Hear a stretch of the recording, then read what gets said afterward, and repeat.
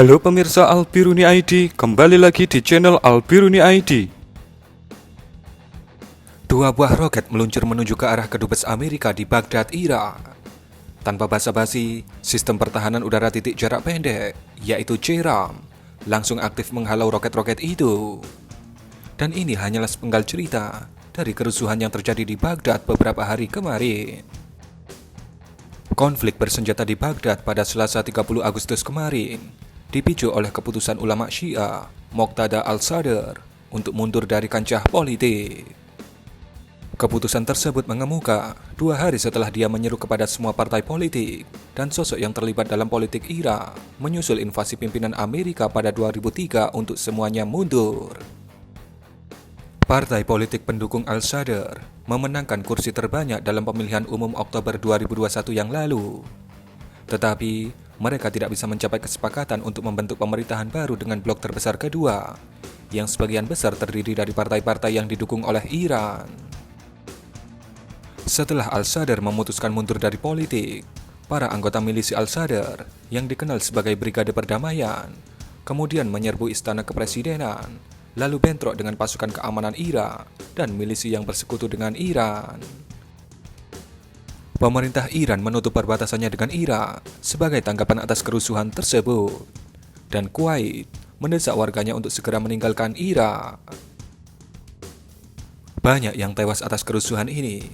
Sekitar 23 orang yang tewas adalah pendukung al-Sadr, sementara ada sekitar 380 lainnya yang terluka, kata petugas medis Irak menurut kantor berita AFP.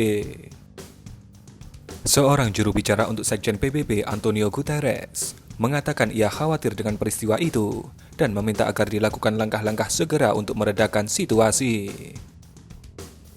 Mustafa Al-Kadhimi, Perdana Menteri sementara Irak dan sekutu al-Sadr, mengumumkan jam malam nasional setelah kerusuhan menyebar ke beberapa kota lainnya. Ia menangguhkan rapat kabinet dan memohon kepada al-Sadr untuk turun tangan dan menghentikan pertempuran. Saat ini, al-Sadr telah mengumumkan mogok makan sampai kekerasan dan penggunaan senjata oleh semua pihak berhenti. Al-Sadr, salah satu tokoh Irak yang paling dikenal dengan sorban hitamnya, mata gelap, dan postur tubuh yang tinggi, telah memperjuangkan rakyat Irak biasa yang kehidupannya dihantam oleh tingkat pengangguran tinggi, pemadaman listrik terus-menerus, dan juga korupsi. Pria berusia 48 tahun itu telah menjadi tokoh dominan dalam kehidupan publik dan politik Irak selama 2 dekade terakhir. Milisinya yang disebut Tentara Mahdi muncul sebagai salah satu milisi paling kuat yang memerangi Amerika dan tentara baru Irak yang dibentuk setelah invasi 2003 yang menggulingkan mantan penguasa Saddam Hussein.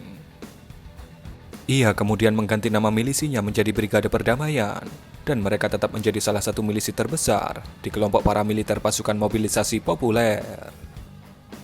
Meski Tentara Mahdi pernah punya keterkaitan dengan Iran, al-Sadr belakangan ini menjauhi Iran dan memposisikan dirinya sebagai seorang nasionalis yang ingin mengakhiri pengaruh Amerika dan Iran dalam urusan dalam negeri Irak.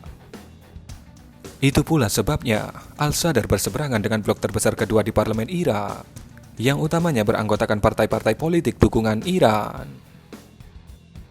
Dan itulah sedikit informasi dari pertempuran jalanan yang kembali terjadi di Irak. Berikan komentar Anda.